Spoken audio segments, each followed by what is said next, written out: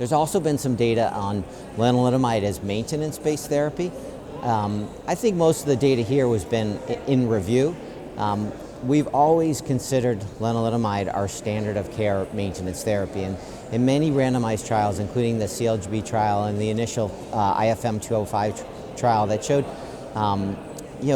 significant improvements in progression-free survival in those getting lenalidomide maintenance post-autologous transplant versus placebo, with placebo-treated patients having a PFS in the 2-year range, and those getting lenalidomide in the 4 to more than 4-year range. So really almost a doubling of PFS when lenalidomide was used as a maintenance.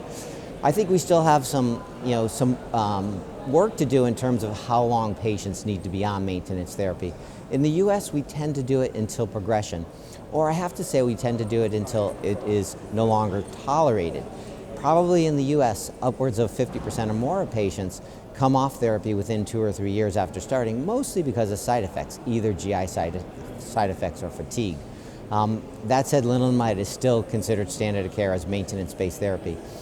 It's probably different in the high-risk scenario, and what we've seen is that in high-risk patients, that probably the use of a proteasome inhibitor like Bortezomib may be a better avenue for maintenance therapy post-autologous transplant.